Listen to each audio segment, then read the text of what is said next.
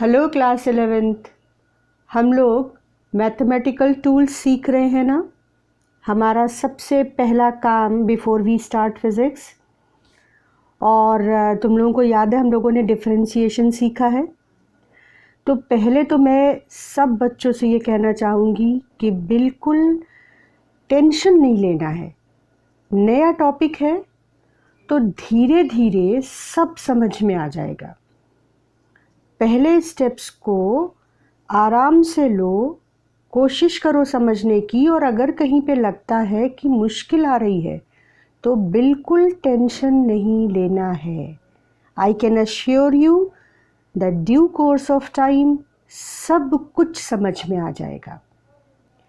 अब देखो, डिफरेंशिएशन में हम लोगों ने बहुत कुछ समझा था। हम लोगों ने डिफरेंशिएशन के फॉर्मूले समझे थे और मैंने तुमको कुछ प्रैक्टिस प्रॉब्लम्स भी दी थी। बच्चों ने व्हाट्सएप पर मेरे से पूछा तो मैंने उनको कुछ क्वेश्चंस के जो उनको प्रॉब्लम आ रही थी सॉल्यूशंस भी दिए हैं। अब हम लोग स्टार्ट करेंगे डिफरेंशिएशन में बिल्कुल बेसिक प्रॉब्लम से थोड़ा ऊपर की problem.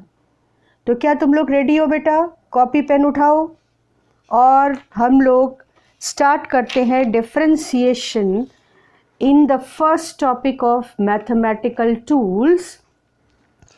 And let me see the first problem, that is it's a problem which is little above the basic problem. D by dx of sin x cube। देख रहे हो बेटा प्रॉब्लम को? अब देखो इसको कैसे सॉल्व करना है। हम लोग पहले लिख देते हैं कि हम लोग क्या क्वेश्चन करने जा रहे हैं। d by D X of sine X cube. अब पहले मुझे ये बताओ कि अगर ये साइन एक्स होता केवल तो आंसर क्या होता? Cos x.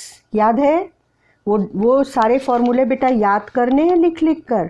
और कोई भी फॉर्मूला पढ़कर याद नहीं होगा, लिख कर याद करना है, ठीक है ना। लेकिन यहाँ पर साइन एक्स नहीं है, साइन एक्स क्यूब है, तो कोई प्रॉब्लम नहीं। देखो आप क्या करो कि सबसे पहले आप एक्स क्यूब को कोई और सिंबल दे दो। Let x cube be h। ठीक, तो d by D X of sine X cube क्या हो गया? देखो d by D X sine h। देखो ये बात समझ आई कि नहीं आई? d by D X of sine X cube करना था, मैंने कहा एक्स क्यूब को कोई और सिंबल ले लो h। तो अब d by D X of sine X cube क्या हो गया? d by D X sine h। ठीक, अब देखो क्या करेंगे। d by D H by D X. क्या जादू किया हमने भाई? कुछ समझ आया बेटा? हम लोग क्वेश्चंस करते थे ना, मल्टीप्लाई एंड डिवाइड। यहाँ पर किसका डिफरेंशिएशन निकालना है? वेरिएबल h का। लेकिन नीचे है वेरिएबल x। अब इस चीज को फिर ध्यान से समझो। आप x के फंक्शन का ही डिफरेंशिएशन x के रिस्पेक्ट में कैलकुलेट कर सकते हैं। मतलब अगर मान लो कि कोई ऑब्जेक्ट, कोई क्वांटिटी है y जो फंक्शन है टाइम का। ध्यान से समझना इस बात को। अब तुमसे किसी ने कहा, और इसको तुम कोई नाम ले लो, कोई ऐसी क्वांटिटी ले लो जिससे तुम रिलेट कर पाओ। डिस्टेंस ले लो, डिस्टेंस ले लो इसे। डिस्टेंस है फंक्शन ऑफ टाइम, ठीक है ना। जब आपने स्कूटर स्टार्ट करी तो आपकी डिस्टेंस टाइम के हिसाब से बदल रही है। आप घर से चले और घर को आप ओरिजिन मान लीजिए, तो घर से आपकी डिस्टेंस टाइम के साथ बदल रही है। अब कोई पूछे कि तुम्हारी वेलोसिटी क्या है, तो हम क्या कहेंगे कि जिस रफ्तार से हमारी डिस्टेंस बदल रही है वही हमारी वेलोसिटी है। अब किस रफ्तार से हमारी डिस्टेंस बदल रही है, तो अगर आपको कोई पूछे कि वेलोसिटी क्या है तो आप यही तो कहोगे ना, जिस रफ्तार से हमारी डिस्टेंस बदल रही है।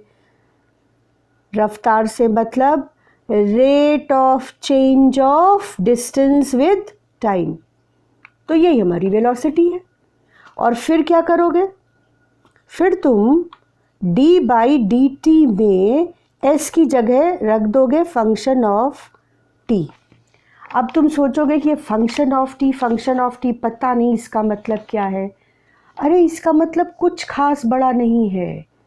इसे ऐसे समझो बेटा, बहुत सिंपल लैंग्वेज में समझो कि मान लो मैं कहूँ कि distance is 2t। Distance time का फंक्शन है, मतलब डिस्टेंस टाइम पर डिपेंड करता है। और किस तरह डिपेंड करता है वो तुम्हें मैथमेटिकल इक्वेशन के थ्रू बता दिया जाता है। अब इसका मतलब सिंपली क्या है कि भैया ये जो गाड़ी चल रही है, ये टाइम जिस तरह बदलेगा उसका डबल डिस्टेंस गाड़ी कवर कर लेगी। 1 सेकेंड पर गाड़ी 2 मीटर चली तो 2 सेकेंड पर गाड़ी 4 मीटर चलेगी, 3 सेकेंड पे गाड़ी 6 मीटर चलेगी। कुछ बात समझ आ रही है? तो मैथमेटिकल फॉर्म में हम क्या बोलेंगे टेक्निकली कि s is function of t। ये देखो, किसी ऑब्जेक्ट की जो डिस्टेंस है वो टाइम पर ऐसे डिपेंड करती है मान लो। तो मतलब क्या कि भैया इस ऑब्जेक्ट की डिस्टेंस 1 सेकेंड पर 1 है तो 2 सेकेंड पर 4 हो जाएगी, तो 3 सेकेंड पे 9 हो जाएगी। ये क्या है? Distance function of time. तो कोई क्वांटिटी किसी दूसरी क्वांटिटी का फंक्शन है, ये डरने की बात है कि ये बहुत साधारण बात है? सोच के बताना, ये बहुत साधारण बात है, बस केवल हम टेक्निकल लैंग्वेज से डर जाते हैं।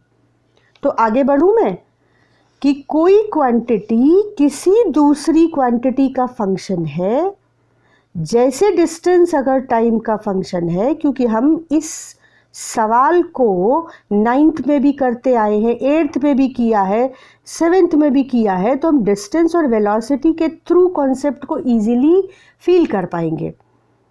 तो डिस्टेंस टाइम का फंक्शन है। अगर तुमसे किसी ने पूछा कि भाई वेलोसिटी बताओ, तो हम कहेंगे कि वेलोसिटी तो भाई जिस रफ्तार से हमारी डिस्टेंस टाइम के साथ बदल रही है वही हुई। तो हम कहेंगे फिर कैलकुलेट करके बताओ कि किस रफ्तार से तुम्हारी डिस्टेंस टाइम के साथ बदल रही है, तो तुम कहोगे कोई प्रॉब्लम नहीं है, d/dt ऑफ s हमको वो रफ्तार दे देगा। d/dt डेरिवेटिव ऑफ s कहलाता है या डिफरेंशिएशन ऑफ s कहलाता है, और d/dt ऑपरेटर भी कहलाता है, डिफरेंशियल ऑपरेटर भी कहलाता है। और d/dt मैथमेटिकल टूल है, जैसे स्क्रू ड्राइवर नट्स खोलने के काम आता है, वैसे ही स्क्रू खोलने के काम आता है, वैसे ही d/dt एक ऑपरेटर है जो हमारी प्रॉब्लम का सॉल्यूशन देने के काम आता है। प्रॉब्लम की सॉल्यूशन की कुंजी है ये, की है ये। तो ds/dt कर देंगे और उसमें s की जगह जो भी फंक्शन जिस हिसाब से s बदल रहा है वो यहाँ रख देंगे और कैलकुलेशन कर लेंगे। तो ये तो रिवीजन है जो हम पहले समझ चुके हैं, इसमें कोई दिक्कत? और उसके बाद आज के सवाल पर आ जाओ। आज हम लोग basic sin x cos x x⁴n की जगह एक अलग तरीके के फंक्शन का डिफरेंशिएशन सीखने जा रहे हैं कि d/dx ऑफ sin x³। तो मैंने कहा कि ये x³ x तो है नहीं, तो इसको डिफरेंशिएट करने का पहला तरीका क्या बताया कि आप x³ को h के बराबर मान लो। ठीक है, x³ को h के बराबर मान लिया। तो D by D X of sine X cube बदल गया D by D X of sine h में। अब हमने कहा कि भाई यहाँ h है और यहाँ x है। अभी सीखा था कि जब x टाइम का फंक्शन था तो d by D T of that function time का फंक्शन निकालते थे। यानी जिसका फंक्शन है टाइम पे डिपेंड कर रहा है तो टाइम के साथ ही तो उसका चेंज पढ़ पाओगे। ये x का फंक्शन है, ये x के साथ बदलने की रफ्तार समझ देखता है, तो जो x पर डिपेंड करेगा उसी की तो रफ्तार ये जान पाएगा d बाई डी एक्स। तो हमने कहा कि यहाँ पर ये h का फंक्शन है तो h होना चाहिए। तो सोच कर हमने क्या किया, देखो d बाई डी एच कर दिया, डी एच से डिवाइड कर दिया। समझ लो, अगर लेमैन लैंग्वेज में कहूँ तो मैंने डी एच से डिवाइड किया और डी एच से मल्टीप्लाई किया। लेमैन लैंग्वेज है ये, टेक्निकली इसको इस तरह नहीं बोलते समझते। तो d बाई डी एच और इधर D H by D X. क्या ये पहला स्टेप समझ आया? आगे बढ़ते हैं। अब ये इक्वल हो जाएगा d बाई डी एच। ये ऑपरेटर साइन h पर ऑपरेट करके हमें बता देगा कि ये h के साथ कैसे बदल रहा है। और साथ में इसके एक चीज़ तो अब जुड़ी आ गई D H by D x. इतना हिस्सा देखो बेटा समझ आया। पहले h के बराबर रख दिया इस क्यूब को तो x क्यूब की जगह h रखा, उसके बाद ऑपरेटर को इस तरह से मॉडिफाई किया। मॉडिफाई करके जो h का फंक्शन था उसको h डी एच के साथ रख दिया और D H by D x हमको एडिशनली अब हैंडल करना पड़ेगा। तो d by D H of sine h क्या हो गया, याद है? Cos h। फिर हमने कहा d बाई डी एक्स। अब देखो ये h है और ये x है, ये h ज़रूर x का फंक्शन होगा, तभी उसका हम x के साथ बदलने का रेट कैलकुलेट कर सकते हैं।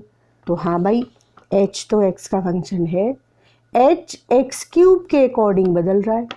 तो क्या करना है? कुछ नहीं कर रहा है, h की जगह चुपचाप x क्यूब रख दो। अब क्या आया देखो, कॉस h तो पहले मिल गया था और साथ में d by D X of x to the power n। याद करो, n x n minus one, n x n minus one. तो क्या आ गया, कॉस h की जगह x क्यूब साथ में 3x स्क्वायर। ये आ गया। समझ आई बात बिल्कुल? तो d by D X of sign x cube का ये सॉल्यूशन करने का तरीका होगा। एक बात, अब इसको अगर मैं कहूँ कि तुम एक ही साथ समझ लो, हमेशा तुमको इतना लंबा प्रोसेस नहीं करना पड़ेगा, तो कैसे समझेंगे हम? ध्यान से देखना कि हमने असल में किया क्या। हमने पहले साइन एक्स क्यूब में एक्स क्यूब को एक क्वांटिटी h लेकर साइन h का कॉस h, और फिर हमने जिस क्वांटिटी को h लिया था, मतलब पहले साइन एक्स क्यूब को कॉस एक्स क्यूब कर दिया डिफरेंशिएट करके। फिर क्योंकि x नहीं x क्यूब था तो फिर x क्यूब का डिफरेंशिएशन दोबारा से किया और 3x स्क्वायर किया। क्या समझ आया कि इसको हमें 2 स्टेप्स में करना होगा? ठीक बात है। चलो अब आगे बढ़ते हैं। अब हम लोग अगली तरीके का सवाल करेंगे। Next type of question is very very interesting, और जो हम लोग पहला, तब तक आप लोग इसको कॉपी कर लो अच्छे से। हम लोग जो पहला चैप्टर पढ़ेंगे ना, काइनेमेटिक्स, हमको उसमें ही इसको यूज़ करना पड़ेगा। तो अक्सर बहुत दिक्कत आती है कि काइनेमेटिक्स में हमको ये सारा कुछ मुश्किल लगने लगता है, इसीलिए मैं आपको स्पेसिफिकली वो प्रॉब्लम्स करवा रही हूँ जो आपको काइनेमेटिक्स में सीधे हेल्प करेंगी। जैसे चेन रूल, मतलब वो हर चीज़ जो हमको अब अगले चैप्टर में काम आनी है वो सब कुछ हम समझ रहे हैं, ठीक है ना। कोई ख़ास बात नहीं है, इसको भी मैं तुमको करके दिखाती हूँ कि चेन रूल के नाम से कोई चिंता करने की बात नहीं है। नाम मैं इसलिए बता रही हूँ कि ऐसा ना हो कि कभी आप अगर नाम सुनो तो डर जाओ कि ये पता नहीं क्या चीज़ है। देखो, कोई फंक्शन है, मान लो साइन एक्स, वाई एक्स का फंक्शन है और वाई एक्स के साथ साइन एक्स की तरह से बदलता है, ठीक। ये एम लग रहा है इसको, आई और एन। अब मैं क्या करूँगी, अगर मैं पूछना चाहूँ कि भाई वाई एक्स के साथ कैसे बदलता है, तो तुम कहोगे कि अब तो हम समझ चुके हैं, इसे अगर हम एक्स के रिस्पेक्ट में डिफरेंशिएट कर दें तो हमको पता चल जाएगा कि वाई एक्स के साथ कैसे बदलता है। वाई एक्स के साथ वैसे बदलता है जैसे कॉस एक्स बदलेगा। बात समझ आ रही है ना। अच्छा, अगर मैं इसको ऐसे लिखूं और कहीं ज़रूरत पड़े और ऐसे यूज़ कर लूं तो तुम्हें डरना नहीं है कि ये कहाँ से आया। देखो ये कहाँ से आ रहा है और इसको नोट करो, ठीक है। इसको नोट कर लो और इसके बाद हम लोग अगले पॉइंट पर चलते हैं, जिसको हम कहेंगे इम्प्लिसिट डिफरेंशिएशन। इसको नोट कर लो जल्दी से, नोट कर लिया। अगला हम लोग करेंगे इम्प्लिसिट डिफरेंशिएशन। चलो आ जाओ। इम्प्लिसिट डिफरेंशिएशन क्या हुआ, अब नाम पर फिर परेशान नहीं होना है हमको। नाम इसलिए बता रही हूँ कि भाई अगर नाम आए तो तुम्हें ये नहीं लगे कि ये पता नहीं किस बारे में बात कर रहे हैं। हमको तो बहुत ग्राउंड पर उतरकर बातों को फील करना है। मैथ्स भी फील होती है तो इजी हो जाती है और फिज़िक्स भी फील आ जाए तो इजी हो जाती है। अब चलते हैं इम्प्लिसिट डिफरेंशिएशन पर और देखो कितना बढ़िया सवाल है ये। सवाल क्या है कि ये एक लैडर है, ठीक है ना। ये क्या है, एक लैडर है और ये एक दीवार के सहारे रखी हुई है, ये फ्लोर है। अब क्या हुआ कि ये लैडर स्लिप करने लगी और बहुत बढ़िया सवाल है ये। सवाल पूछा बहुत जाता है, तो इस तरीके का सवाल इसमें मेंस में, नीट में बहुत पूछा जाता है। तो ये लैडर स्लिप करने लगी। सवाल में बताया गया कि जो इसका ये अपर एंड बी था वो 1 मीटर पर सेकेंड की रेट से नीचे स्लिप कर रहा है और पूछा क्या गया कि find speed with which the lower and A moves away from the wall. सवाल समझ आया। And that rate with which A is moving away from the wall that you have to find at the point when this end starts with 1 meter per second. अब तुम सोचोगे ये ma'am क्या कह रही है, at that moment when B starts, at that moment we have to find the rate with which A moves away from the wall. तो बेटा जब B स्लिप करेगा तो ग्रेविटी की वजह से एक्सेलरेट करेगा, तो ये रफ्तार 1 मीटर पर सेकंड जो है वो 1 मीटर पर सेकंड बनी नहीं रहेगी, ये बढ़ेगी। ये वेरिएबल वेलोसिटी हो जाएगा अगर किसी भी और टाइम पर तुमसे पूछ लिया जाए। तो इसलिए सवाल को आसान क्या किया गया कि इनिशियली जब स्लिप होना शुरू हुआ तो B 1 मीटर पर सेकंड की स्पीड से नीचे गिर रहा है, तो A किस रफ्तार से वॉल से दूर जाएगा। हमने कहा कि भाई ठीक है, ज़रा देखें कि इसमें मैथमेटिकली कौन कौन सी क्वांटिटीज़ है और वो कैसे बदल रही हैं। पहली क्वांटिटी तो ये डिस्टेंस है, देखो बी की फ्लोर से डिस्टेंस जिसको हमने कहा y। इनिशियली सवाल में दिया हुआ है कि वो 4 मीटर है। उसके बाद ये जो लैडर है इसकी अपनी लेंथ है 5 मीटर। तब तुम समझ गए होगे कि ये डिस्टेंस यानी ए की वॉल से डिस्टेंस x जिसको हम कह रहे हैं ये 3 मीटर होगी, क्योंकि ये 90 डिग्री एंगल ट्रायंगल बन रहा है।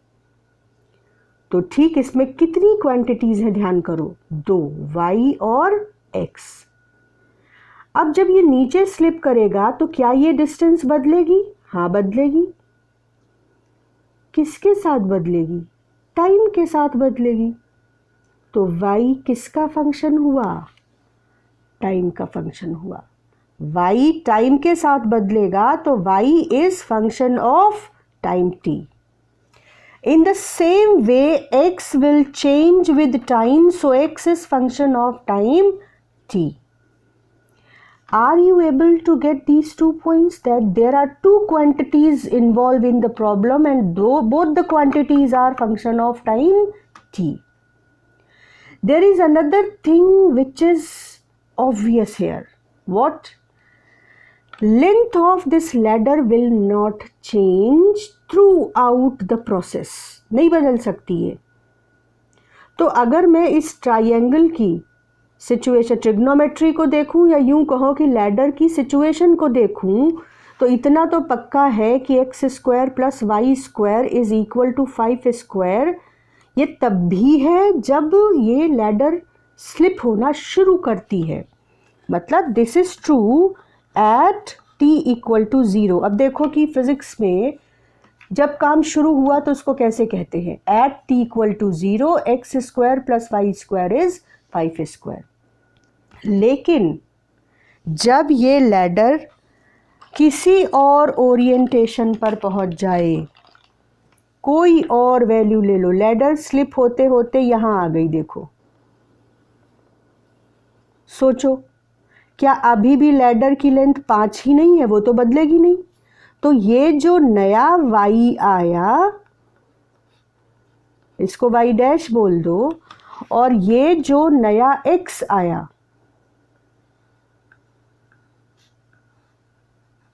इसे x डैश बोल दो। तो अभी भी तो ये इस इक्वेशन को ट्रू कर रहे, होल्ड कर रहे हैं कि x dash square plus Y dash square is still 5 square. तो हम क्या बोलेंगे कि x square plus Y square की वैल्यू हमेशा 5 स्क्वायर है, is true not only at t equal to 0 but at all times. Discussion को ध्यान से समझना, और अगर लगे कि थोड़ा सा मुश्किल आ रही है तो बेटा आप वीडियो को 2 बार 3 बार, बस एक बार अगर ये क्लियर हो गया तो फिर पूरे 11th 12th और जिनको बीटेक करना है उनके लिए ताउम्र का असेट हो जाएगा ये कॉन्सेप्ट। तो ये इक्वेशन और ये 2 फैक्ट्स ये हमारे हाथ में हैं अब, और हमें सॉल्व करना है। अब सोचो y जिस रफ्तार से t के साथ बदलेगा, क्या उसको dy बाई dt कहेंगे? बहुत सारे बच्चे समझ गए होंगे कि हाँ कहेंगे। तो dy बाई dt तो गिवन है सवाल में, क्या है? 1 मीटर पर सेकेंड। कब? At t equal to 0। और t इक्वल टू 0 पर ही उन्होंने पूछा कि a जिस रफ्तार से वॉल से दूर जा रहा है वो बताओ। तो इसका मतलब कि हमको x किस रफ्तार से टाइम के साथ बदल रहा है ये पता करना है, वही हमारा आंसर हो जाएगा, यानी हमें dx बाई dt ही तो निकालना है। तो इसका मतलब है कि हमें कुछ ऐसा करना है कि dx बाई dt निकल आए। तो एक तरीका तो देखो क्या हुआ, इक्वेशन हमारे सामने थी, हमने कहा x square is equal to 5 square minus Y square. तो x is equal to under root 5 square minus y square. और अब ये हमारे पास x क्वांटिटी आ गई जो y का फंक्शन है, x भी t का फंक्शन है, y भी t का फंक्शन है। तो अब हमको असल में dx बाई dt निकालने के लिए इसको डिफरेंशिएट करना पड़ेगा और dx बाई dt कैलकुलेट करना पड़ेगा। ठीक है, ये एक तरीका हुआ। यहाँ ध्यान रखना कि x भी टाइम का फंक्शन है, y भी टाइम का फंक्शन है, लेकिन किस तरह से चेंज हो रहा है वो हमें नहीं पता है। ये डिफरेंशिएट जब तुम करोगे तो ये उतना आसान नहीं है जैसे कि आपको हमने कहा था y is function of x, so calculate dy by dx। इन दोनों चीज़ों को ज़रा गौर से देखो। y is function of x, so calculate dy by dx। आप सीधे कैलकुलेट कर लेते, फंक्शन कोई वैल्यू ले लो, मान लो x स्क्वायर, तो आप फट से इसको डिफरेंशिएट करके कैसे कहते हैं, dy by D X is 2x n x to the power n minus 1 कर लेते फटाफट कैलकुलेट। लेकिन यहाँ पर x t का फंक्शन है, y t का फंक्शन है, और तुम्हें पूरी इक्वेशन की चेंज का रेट पता करना है विद टाइम। तो क्या तुम्हें ये बात समझ आ रही है कि ये केस और ये केस अलग है?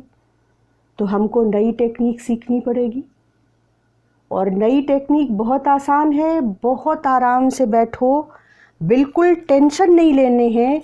मतलब मेरे कहने का कुल मतलब ये है कि टेंशन नहीं लेनी है।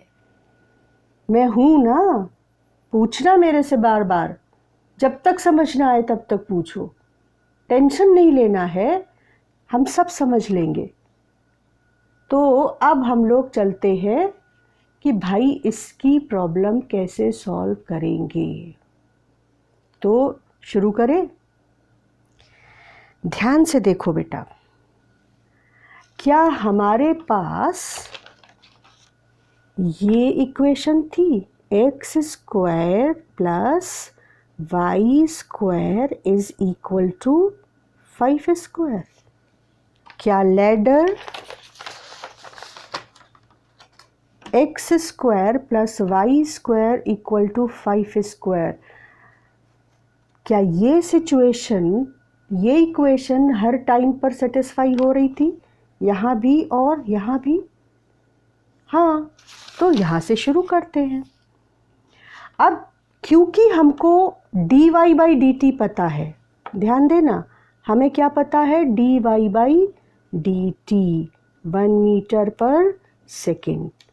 और कैलकुलेट क्या करना है, dx बाई dt कि भाई x किस रफ्तार से टाइम के साथ बदल रहा है। ठीक, तो हमने कहा कि इसका मतलब इतना तो पक्का है कि इस इक्वेशन को डिफरेंशिएट करना पड़ेगा और टाइम के रिस्पेक्ट में करना पड़ेगा। तो हमने कहा चलो भाई शुरू करते हैं, देखते हैं कि कैसे किया जाए। D by D T of this whole equation,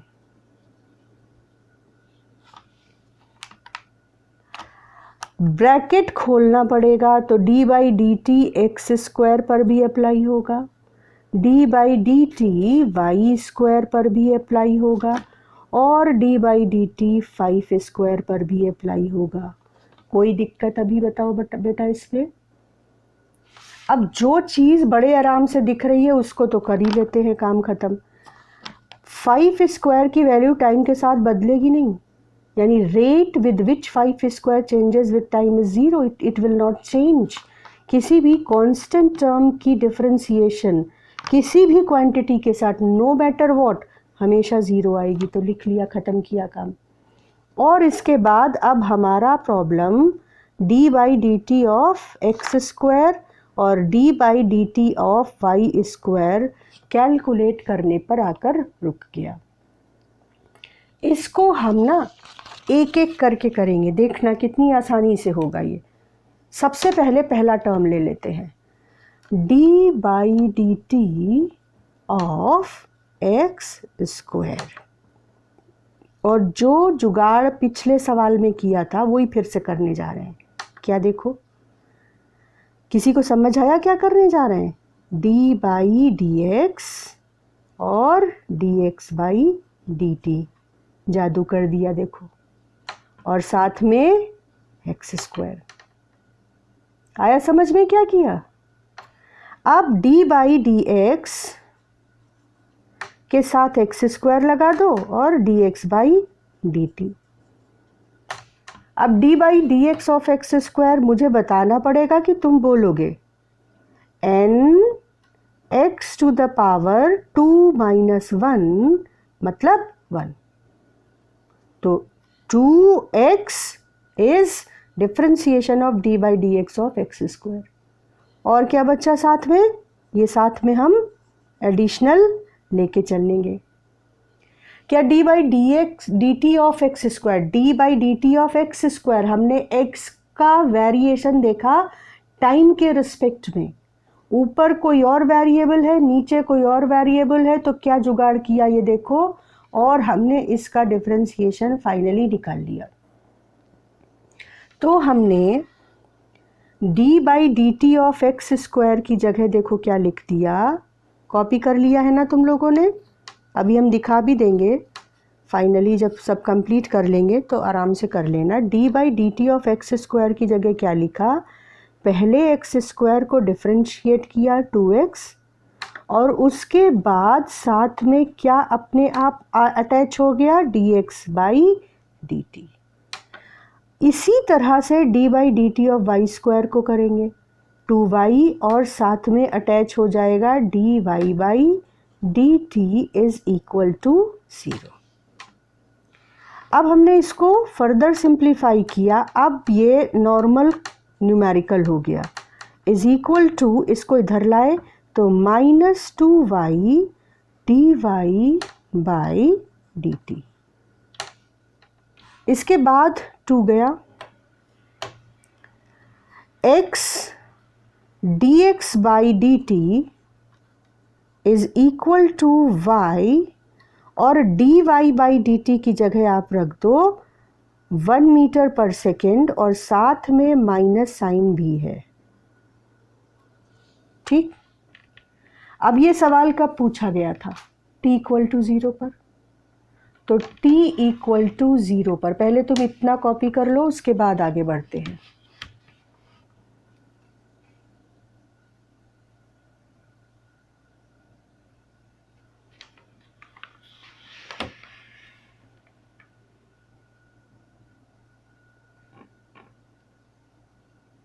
copy हो गया? चलो, अब हम लोगों का सवाल पूछा था उन्होंने t इक्वल टू 0 पर। t इक्वल टू 0 पर क्या सिचुएशन थी? देखो ये सिचुएशन थी t इक्वल टू 0 पर। y की वैल्यू थी 4 और x की वैल्यू थी 3 जब लैडर ने स्लिप करना शुरू किया था। तो हमने कहा कि अब इसको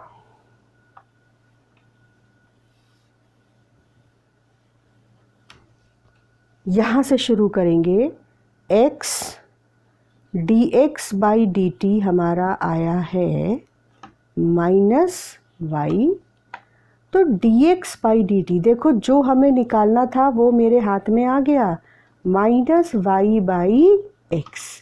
y at t equal to 0, at t equal to 0 y कितना था? 4 और x कितना था? 3। बस आंसर आ गया,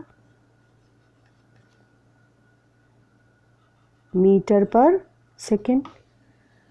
अब सवाल है कि ये -4/3 क्या है?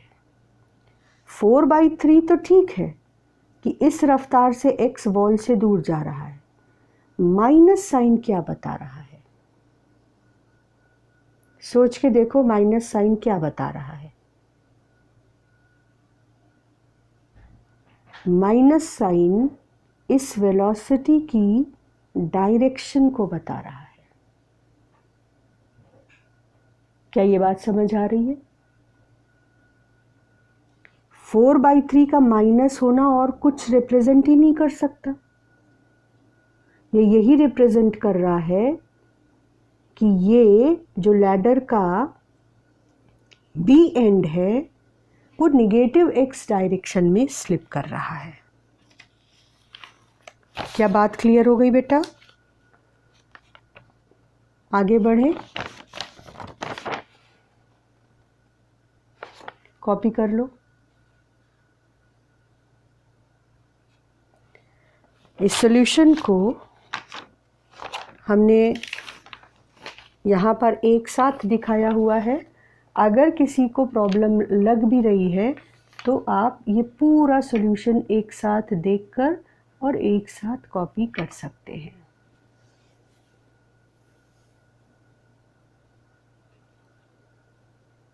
नोट्स में जो कुछ मैंने बोला है वो सब मैं लिख देती हूँ, जिससे कि बच्चों को अगर बाद में ज़रूरत पड़े, लेकिन ये अपनी हैंडराइटिंग में तुम्हारा लिखना बहुत ज़रूरी है।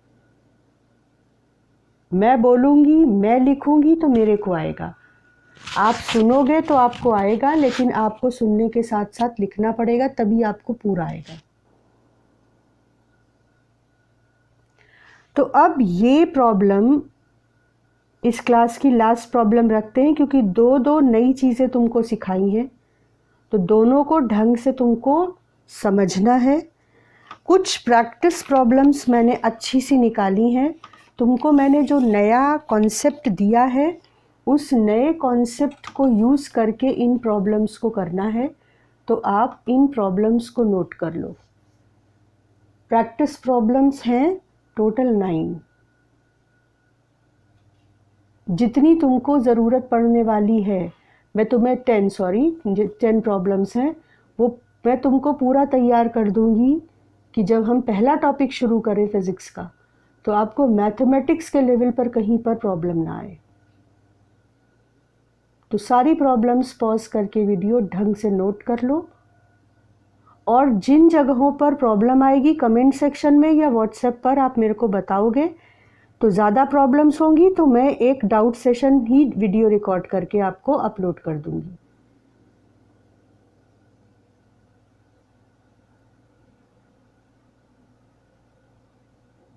हो गया?